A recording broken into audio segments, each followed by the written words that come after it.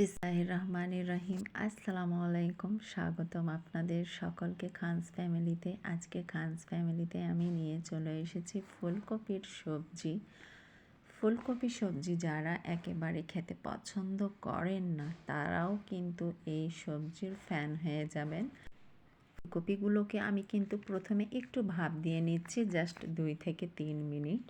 এতে করে হবে ফুলকপির যে একটা ফ্লেভার আছে সে ফ্লেভারটা বেরিয়ে যাবে। এই ফ্লেভারের কারণেই কিন্তু অনেকেই ফুলকপি পছন্দ করেন না। জাস্ট এইভাবে ঢাকাতে ঢেলে নিলাম, পানিগুলো ঝরে যাওয়া পর্যন্ত ওয়েট করে এখানে দিয়ে দিচ্ছি মরিচ পাউডার, লবণ এবং জিরা ও ধনে পাউডার দিয়ে দিচ্ছি। তার সাথে দিয়ে দিচ্ছি আমি গরম মশলা পাউডার।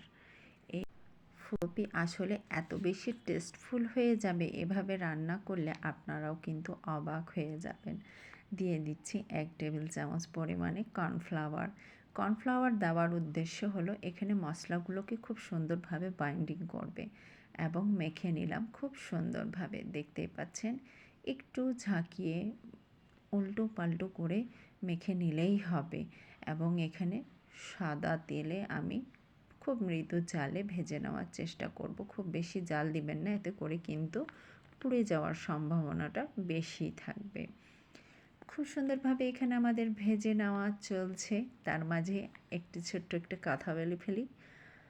আল্লাহর রাসূল সাল্লাল্লাহু আলাইহি ওয়াসাল্লাম বলেছেন, যে ব্যক্তি নিজের নফসকে নিয়ন্ত্রণ করে এবং মৃত্যুর পরবর্তী জীবনের জন্য কাজ করে সে প্রকৃত বুদ্ধিমান।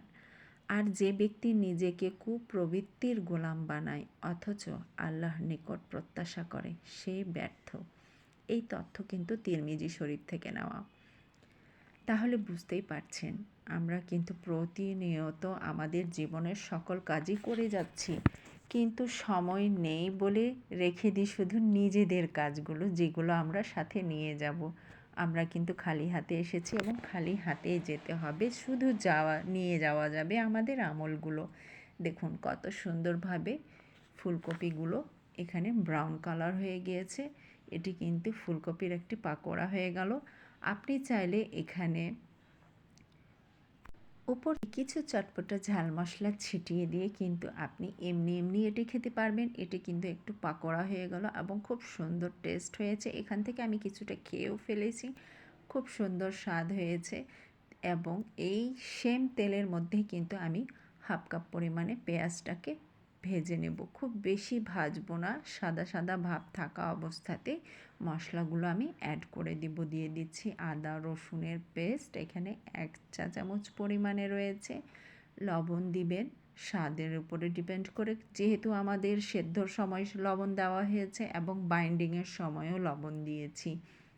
এখানে দিয়ে দিলাম মরিচ পাউডার এবং জিরা ও ধনে পাউডার একসাথে আমি ব্লেন্ড করে রাখি, সেখান থেকে হাফ চা চামচ। সামান্য পানি দিয়ে মশলাগুলোকে ভেজে নিতে হবে, শুধুমাত্র মশলার একটা কাঁচা গন্ধটা চলে যাওয়া পর্যন্ত। খুব বেশি কালচে করে ভাজবেন না, তা না হলে কিন্তু এখানে স্বাদটা তো যাবেই, তার সাথে কালারটাও নষ্ট হয়ে যাবে। এই পর্যায়ে পাকোড়াগুলো দিয়ে দিলাম। দিয়ে দেওয়ার পরে সামান্য পরিমাণে এখানে পানি অ্যাড করে দিই, যেহেতু মশলাটা পুড়ে যাওয়ার সম্ভাবনা রয়েছে। তাই সামান্য পানি দিয়ে একটু আলতোভাবে উপর থেকে নিচ করে নেড়ে দিলাম। এবং এখানে আমি অ্যাড করব দুধ।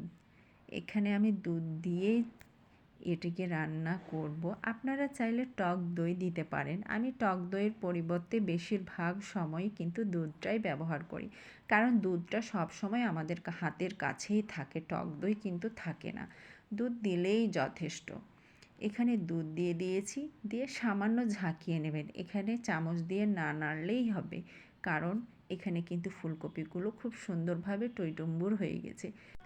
উপরে দিয়ে দিলাম একটি কাঁচামরিচকে কুচি করে, এতে করে ফ্লেভারটা খুব সুন্দর আসে। এবং ওপর থেকে ছড়িয়ে দিব আমি সামান্য পরিমাণে ঘি।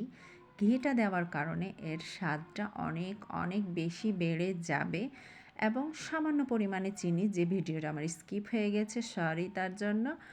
এবং কমপ্লিট আমাদের এই সবজিটা।